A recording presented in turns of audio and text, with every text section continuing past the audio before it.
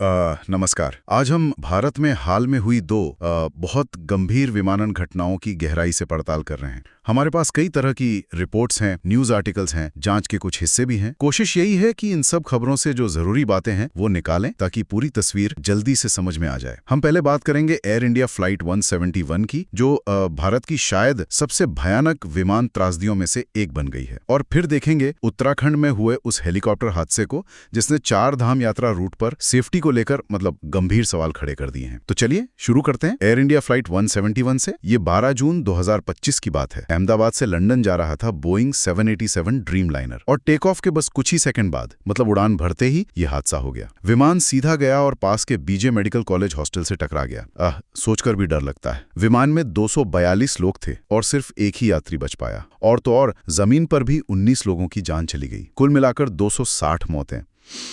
बहुत ही दुखद। जी, और जो शुरुआती जांच में पता चला है वो वाकई चौंकाने वाला है। टेक ऑफ के महज 32 सेकंड के अंदर विमान के दोनों इंजन एक के बाद एक बंद हो गए। दोनों इंजन एक साथ? हाँ, लगभग एक साथ। और हुआ ये कि फ्यूल कंट्रोल स्विच जो थे वो रन पोजीशन से हटकर कट ऑफ पर चले गए। यानी इंजन को फ्यूल मिलना ही बंद हो गया? बिल्कुल। और कॉकपिट वॉइस रिकॉर्डर की जो रिकॉर्डिंग है उसमें पायलटों के बीच काफी हैरानी और कंफ्यूजन सुनाई देता है। एक पायलट दूसरे से पूछ रहा है आपने कट ऑफ क्यों किया, और दूसरा पायलट साफ मना कर रहा है कि उसने नहीं किया। लेकिन ये पायलट तो अनुभवी थे ना, कैप्टन सुमीत सबरवाल और फर्स्ट ऑफिसर क्लाइव कुंदर। हाँ बिल्कुल, दोनों ही बहुत एक्सपीरियंस्ड थे। हजारों घंटे की उड़ान का अनुभव था उन्हें। तो फिर ये स्विच कट ऑफ पर गए कैसे अगर पायलट ने नहीं किया और वो अनुभवी थे? यहीं पर मामला थोड़ा पेचीदा हो जाता है। जो अमेरिकन एजेंसी है FAA, उन्होंने स्विच मैकेनिज्म की जांच की।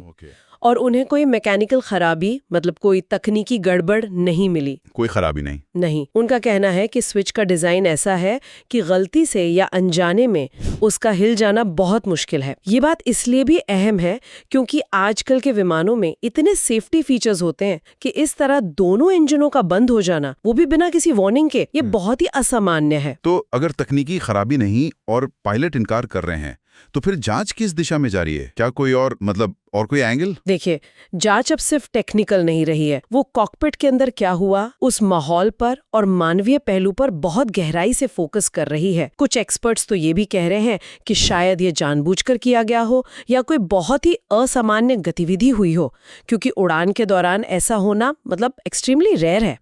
इस हादसे के बाद एयर इंडिया ने मुआवजा तो दिया है। टाटा ग्रुप ने एक वेलफेयर ट्रस्ट बनाया है। सरकार और टाटा सन्स भी सेफ्टी प्रोटोकॉल रिव्यू कर रहे हैं। लेकिन एक और बहुत परेशान करने वाली बात सामने आई थी कि कुछ ब्रिटिश परिवारों को गलत शव दे दिए गए। हाँ, ये एक और बहुत दुखद पहलू है इस त्रासदी का। इससे मामला और उलझ गया है। कानूनी और डिप्लोमेटिक लेवल पे भी दिक्कतें खड़ी हुई है। जांच अभी भी चल रही है। AAIB, जो भारत की एक्सीडेंट इन्वेस्टिगेशन बॉडी है, उन्होंने एक शुरुआती रिपोर्ट तो दे दी है। उसमें इंजन बंद होने और कॉकपिट में क्या हुआ इसका जिक्र है। फाइनल रिपोर्ट शायद अगले साल तक आए, तब शायद और बातें साफ हों। अभी वो लोग विमान के पिछले हिस्से के मलबे को भी ध्यान से देख रहे हैं। शायद बैलेंस या स्ट्रक्चरल फेलियर का कोई एंगल हो। तो एक तरफ एयर इंडिया हादसे की ये उलझनें चली रही थी कि इसके कुछ ही दिन बाद 15 जून को उत्तराखंड में एक और हादसा हो गया, पहाड़ों में। जी हाँ, बिल्कुल। केदारनाथ से गुप्त काशी जा रहा था आर्यन एविएशन का एक हेलीकॉप्टर। गौरीकुंड के पास वो क्रैश हो गया। कारण बताया गया खराब मौसम और जीरो विजिबिलिटी, कुछ दिख ही नहीं रहा था।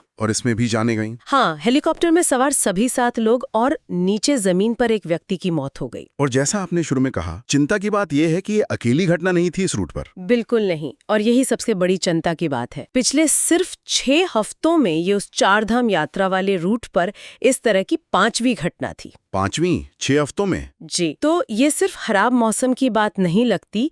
ये उस रूट पर जो ऑपरेशन चल रहे हैं, हेलीकॉप्टर का मेंटेनेंस, पायलटों की ट्रेनिंग, शायद उन पर काम का दबाव, इन सब पर गंभीर सवाल उठाता है। इसके बाद उत्तराखंड सरकार ने एक्शन लिया है। आर्यन एविएशन का ऑपरेशन सस्पेंड कर दिया है और एक कमेटी भी बनाई है जो सेफ्टी स्टैंडर्ड्स को रिव्यू करेगी। उम्मीद है कि इससे कुछ सुधार होगा। हाँ, तो अगर हम संक्षेप में देखें तो एयर इंडिया 171 एक बड़े यात्री विमान का हादसा था जहां इंजन बंद होने की वजह अब तक पूरी तरह साफ नहीं है और जांच काफी जटिल है।